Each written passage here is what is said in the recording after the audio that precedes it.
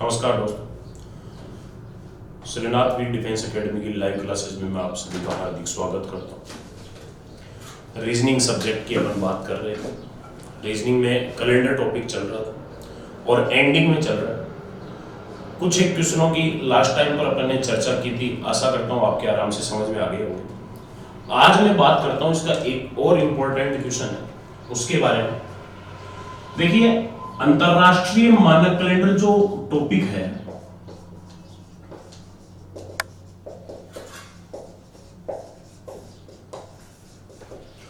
उसकी पहचान क्या होती है?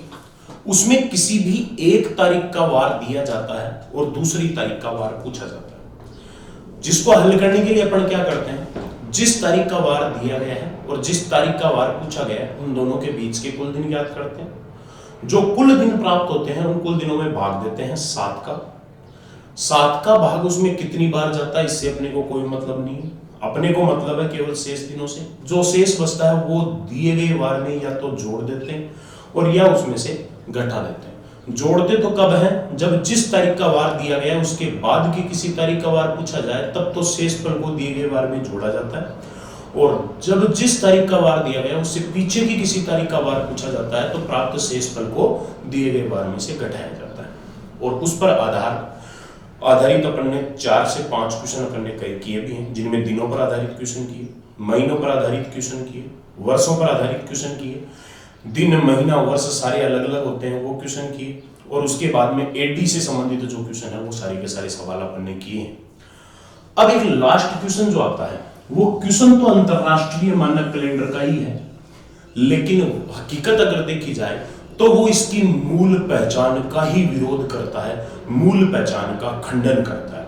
हाँ, अगर लास्ट में वार पूछा गया है तो निश्चित रूप से अंतरराष्ट्रीय मानक कैलेंडर का सवाल है, लेकिन ये एक ऐसा सवाल है जो इसकी पहचान या इसका जो तरीका होता है, इस तरीके का विरोध करता है। मतलब अपन ने अभी तक अंतरराष्ट्रीय मानक कैलेंडर के प्रश्नों का तरीका पढ़ा कि एक तारीख का वार दिया और दूसरी का पूछा, लेकिन ये जो क्वेश्चन है, इस क्वेश्चन में पूछा तो जाता है वार, परंतु तुलना के लिए कोई भी दूसरी तारीख का वार दिया हुआ नहीं रहता है। इसमें किसी भी आने वाली किसी तारीख का या बीती गई किसी तारीख का डायरेक्ट वार पूछ लेता है।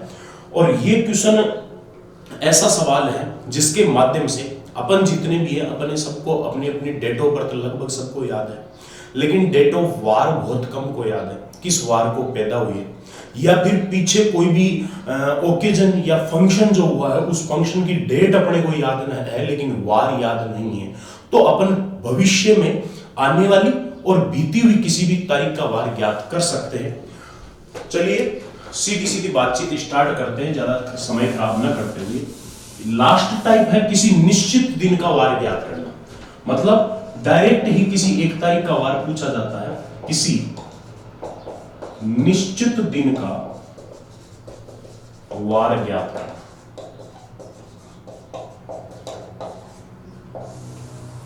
सीधा सीधा एग्जाम्पल उठा लेता हूं साहब, उस एग्जाम्पल के माध्यम से अपन बात करते हैं कि कोई भी एक तारीख का वार ज्ञात कैसे किया जाता है।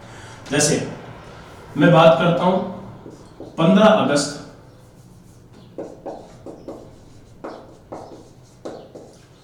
2013 को क्या वार था? ये एक सवाल है।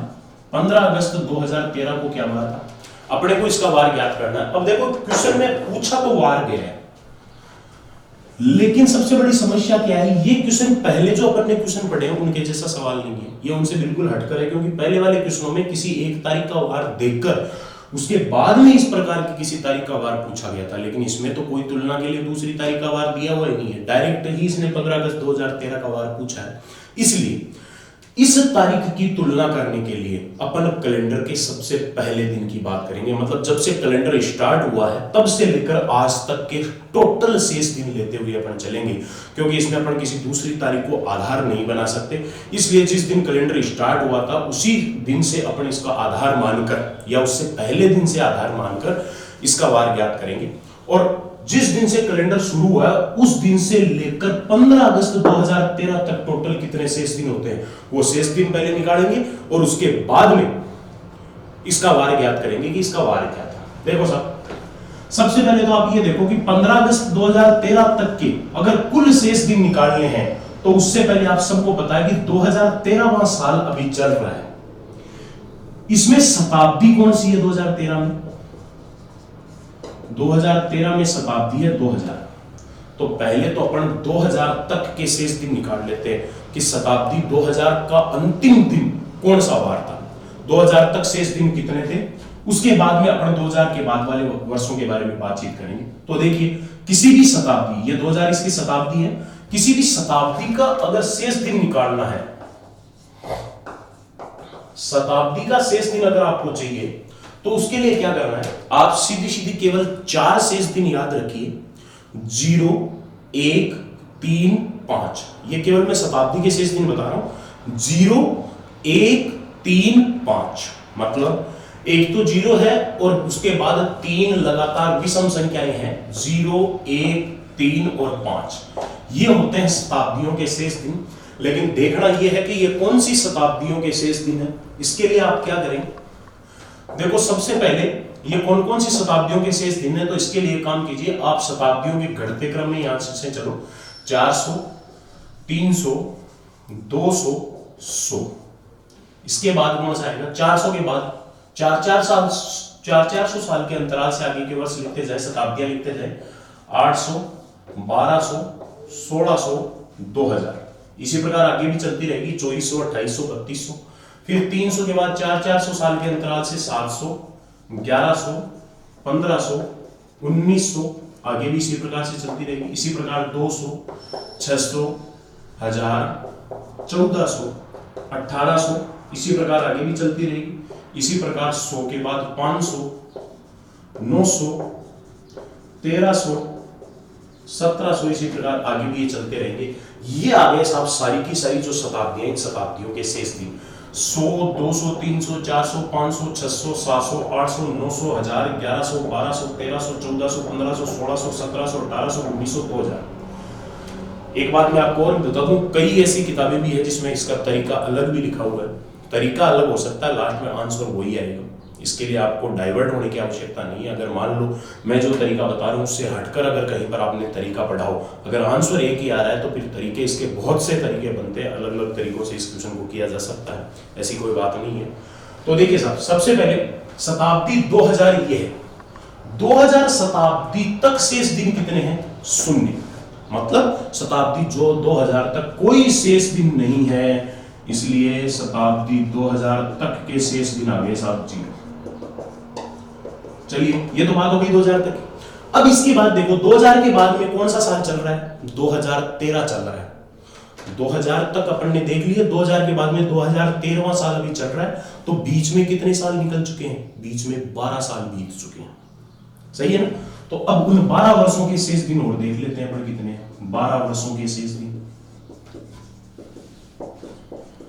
12 साल के शेष दिन है। तो 12 सालों में 12 सालों के एक एक दिन तो है ही है, जितने लीप वर्ष है उतने दिन इसमें एक्स्ट्रा हो जाएंगे। तो लीप वर्ष कितने हुए, 3। अरे भाई 2004, 2008, 2012 3 लीप वर्ष है, तो 12 और 3 15 शेष। और 15 शेष का मतलब भी केवल शेष दिन कितना है, 1, क्योंकि 15 दिन में 7-7 दिन के 2 सप्ताह निकल चुके हैं। ये बात आ गई कहां तक की बात अपन कर चुके हैं, 2012 तक की बात अपने हो चुकी है। अब केवल कौन सा बचा है, 2013। और 2013 जो चल रहा है वो भी कहां तक चला, 15 अगस्त तक। तो अब आप 2013 के शेष दिन ले लीजिए साहब, 2013 के शेष दिन, 2013 के शेष दिन लेने हैं। तो चलना कहां तक है, 15 अगस्त तक। तो पहले आएगी जनवरी के दिन शेष कितने हो गए, 3। फिर फरवरी 2013 में 28 दिन के, क्योंकि साधारण वर्ष है तो 0। मार्च के कितने हो गए, 3।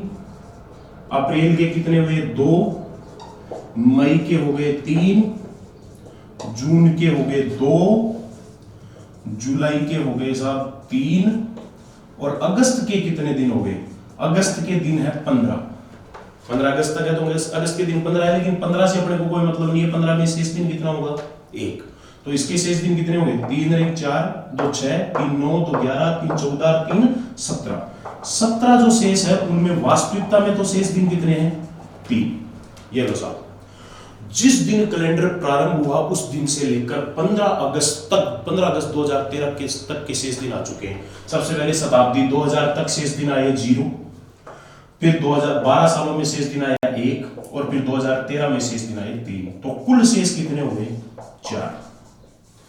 और मैंने आपको शुरू से ये बात कही है कि अपने को केवल और केवल मतलब शेष दिनों से है, इसलिए शेष दिन आए हैं 4। जो शेष दिन बचते हैं अपन क्या करते हैं, उन शेष दिनों को दिए गए वार में जोड़ देते हैं या घटा देते हैं।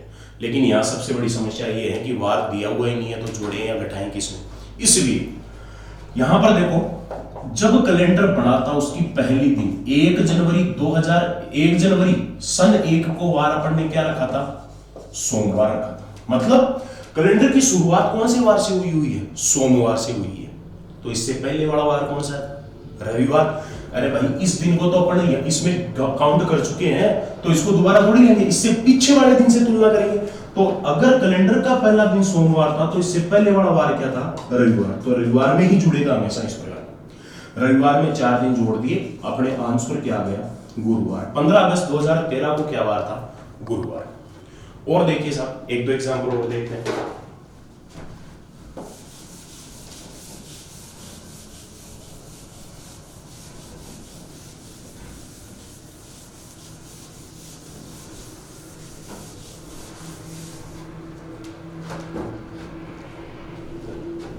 अपना देश आजाद हुआ था 15 अगस्त 1947 को।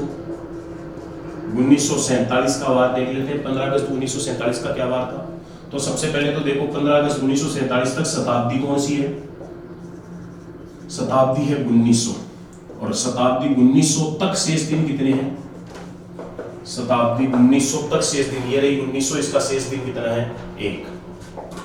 अब आप ये देखो, 1900 के बाद में कौन सा साल चल रहा है?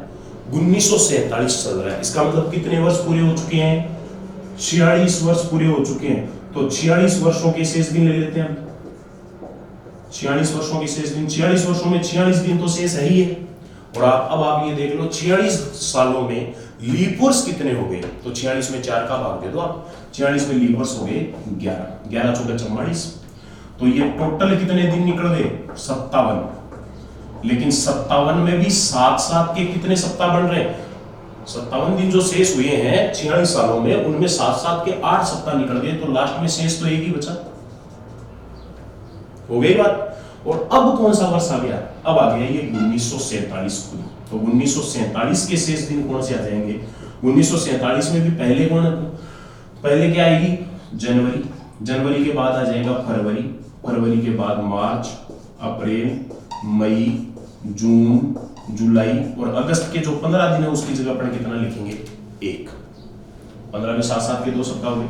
3 3 6 2 8 3 11 2 13 3 16 3 17। 17 में शेष दिन कितने हुए? 3। ये लो साहब, कैलेंडर जिस दिन बना था उस दिन से लेकर आज तक के शेष दिन आ चुके हैं। तो आज तक के टोटल शेष दिन कितने आ गए? 3 और 1 4 और 1 5। कुल शेष बच गए 5। ये कुल जो शेष है वो अपने किस में जोड़ देंगे? रविवार में। तो रविवार में 5 जोड़ दिया, मतलब अपना देश किस वार को आजाद हुआ था? शुक्रवार। और देखिए,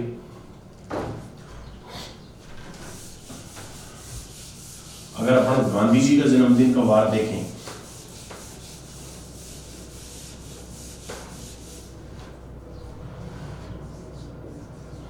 तो साहब महात्मा गांधी का जन्म हुआ था 2 अक्टूबर 1869 को। इसका वार देखते हैं। सबसे पहले आप ये देखिए, 2 अक्टूबर 1869 में शताब्दी कौन सी है? 2 अक्टूबर 1869 में शताब्दी है 1800। तो शताब्दी 1800 के शेष दिन ले लेते हैं। पहले तो कितने हुए? शताब्दी 1800 के शेष दिन ये रहे, कितने हैं? 3। उसके बाद में 1800 के बाद कितने वर्ष बीत चुके हैं? 1869 भी चल रहा है। इसका मतलब कितने वर्ष बीत चुके हैं? 68 वर्ष बीत चुके हैं।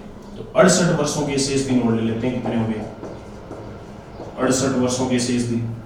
68 वर्षों में देखो, हर साल का एक दिन तो है ही है, लेकिन जितने लीप वर्ष हैं उनके कितने कितने जुड़ेंगे? 2। तो 68 साल में लीप वर्ष कितने हो गए? भाग दे दो आप 4 का सीधा सीधा, क्योंकि लीप वर्ष तो 4-4 साल के अंतराल से आते हैं। 68 में 4 का भाग दिया, कितना आया? 17। 68 और 17 85। शेष दिन कितने हुए? 85, लेकिन 85 में अपन भाग दे देंगे 7 का, क्योंकि 7 के सप्ताह से अपने को कोई मतलब नहीं है, अपने को केवल शेष दिन चाहिए। तो 7 के इसमें 12 सप्ताह बढ़ गए, लास्ट में शेष बचा 1। कितने सप्ताह बढ़े इससे कोई मतलब नहीं, अपने को मतलब सिर्फ शेष से। शताब्दी 1800 तक शेष हो गए 3, 68 वर्षों में शेषफल हो गया 1। अब बात करते हैं खुद 1869 के शेष दिन और ले लेते हैं साथ। तो 1869 में अपने को कितनी तारीख तक चलना है? 2 अक्टूबर तक। तो 2 अक्टूबर तक अगर चलना है तो पहले सितंबर तक तो महीने तो सारे आएंगे। सबसे पहले आया जनवरी का 3, फरवरी 1869 में 28 दिन की होगी तो 0, मार्च का 3, अप्रैल का 2, मई 3, जून 2, जुलाई का 3, अगस्त 3, सितंबर 2 और अक्टूबर के कितने दिन लिखे हुए हैं? 2 दिन। ये लो साहब। अब इसमें कितने शेष दिन हो गए? तो देखो 2 और 2 4, 3 7 का 0, 3 और 2 5 और 3 8 के दिन हो गए 1, 3 और 2 5 और 3 8 के दिन हो गए 1। मतलब 1869 में शेष दिन कितने हैं? 2।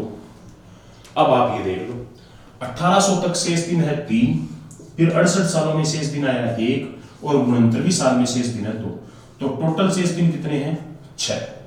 ये जो शेष दिन है ये अपन जोड़ेंगे किसमें? रविवार में। तो रविवार में जोड़ दिया 6, तो 2 अक्टूबर 1869 का वार क्या आ गया? शनिवार। ये मैंने 3 एग्जांपल देकर इस स्थिति को क्लियर किया। अब ये जो तरीका मैंने बताया है ये सही है या गलत है, इसकी पुष्टि करने के लिए एक एग्जांपल और दे देता हूं। क्योंकि देखिए कई भाई लोग ऐसे भी हैं जिनका इसका अलग तरीका पढ़ा हुआ है, और जिसका जो तरीका पढ़ा होता है वही तरीका उसके दिमाग में बैठा हुआ होता है, इसलिए वो ये सोचता है कि ये तरीका गलत है, जो मैंने पढ़ा है वही सही है। आपने जो कोई भी तरीका पढ़ा हो वो अपनी जगह सही हो सकता है, लेकिन ये तरीका सही है या नहीं है मैं इसकी पुष्टि कर रहा हूं। बाकी आगे पीछे की तारीखों का वार चलो ठीक है, अपने को फिक्स पता नहीं है, कोई सा भी हो सकता है, लेकिन कम से कम आप सभी को और हमें आज की तारीख का वार सबको पता है कि आज तारीख तो है 16 मई और उसका वर्ष कौन सा है? 2020। 16 मई 2020 और वार क्या है आज? वार है आज शनिवार। अगर 16 मई 2020 का इस तरीके से वार शनिवार आ जाए तो इसका मतलब मेरा बताया गया तरीका सही है। देखिए साहब, सबसे पहले आप ये देखो कि 2020 में शताब्दी कौन सी है? 2020 में शताब्दी आ गई 2000। तो शताब्दी 2000 के शेष दिन कितने होंगे? शताब्दी 2000 के शेष दिन तो कितने हैं? 0। ये लो, शताब्दी 2000 के शेष दिन हो गए 0। उसके बाद में अभी कौन सा साल चल रहा है? 2020। 2020 चल रहा है, इसका मतलब पूरे कितने हो चुके हैं? 19 वर्ष पूरे हो गए। तो 19 वर्षों के शेष दिन और ले लेते हैं। 19 वर्षों में 19 शेष तो है ही है, और जितने लीप वर्ष है उतने दिन एक्स्ट्रा और हो जाएंगे। 19 में लीप वर्ष कितने हैं? 4।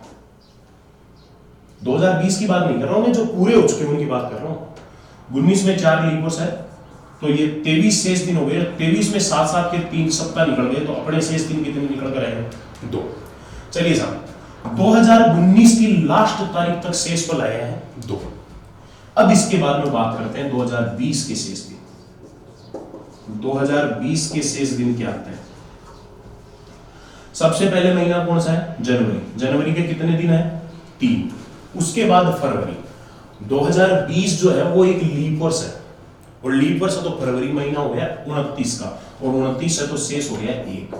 उसके बाद में मार्च के 3, अप्रैल 2, मई 3 और सॉरी मई तक ही चलना है। और मई में भी कहां तक? देखो ये जनवरी, फरवरी, मार्च, अप्रैल और मई के कितने दिन लिखे हुए हैं? 16। लेकिन 16 दिन से अपने को कोई मतलब नहीं है। 16 में शेष कितने हैं? 2।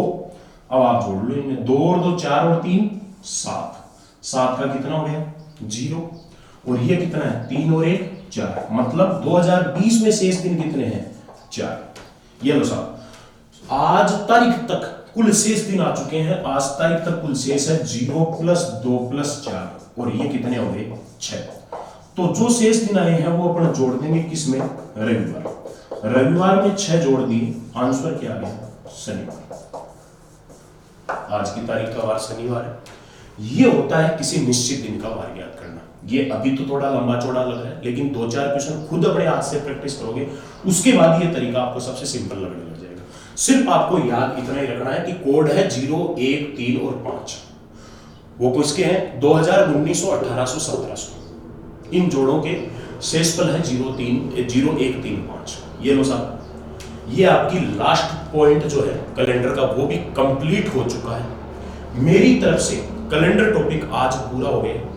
अब मैं इसके कुछ एक क्वेश्चन जो लिख रहा हूं वो क्वेश्चन एक बार आपको खुद को करके देखने, नहीं तो कल की क्लास में पहले मैं उन क्वेश्चनों को सोल्व करवाऊंगा, उसके बाद में अपन अगला टॉपिक स्टार्ट करेंगे। बाकी आप किसी भी बुक से, किसी भी पब्लिकेशन से खुद क्वेश्चन करके देख सकते हो। मेरे हिसाब से लगभग क्वेश्चन हो जाएंगे, लेकिन अगर कोई क्वेश्चन नहीं हो पा रहा है तो कोई दिक्कत नहीं है, आप बेझिझक पूछ सकते हो। आपकी हर एक समस्या का समाधान करना मेरा पहला क्रम है। कुछ एक क्वेश्चन लिखता हूं आपकी खुद की प्रैक्टिस के लिए। पहला क्वेश्चन है, 20वीं सदी का अंतिम वार क्या था? ये मेरा पहला सवाल है। 20वीं सदी का अंतिम वार क्या है? दूसरा सवाल मेरा ये है कि 1253 ईस्वी पूर्व को विक्रम संवत में बदल लिया।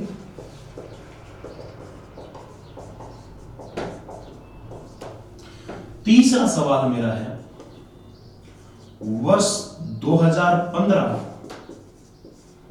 की पुनरावृत्ति कौन से वर्ष में होगी? बहुत बढ़िया सवाल है। इसी टाइप के मैं 4 क्वेश्चन यहां लिख रहा हूं। अगला क्वेश्चन मेरा है, वर्ष 1968 की पुनरावृत्ति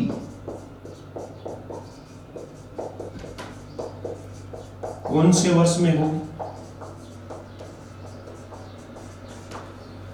तीसरा सवाल मेरा है, वर्ष 2003 की पुनरावृत्ति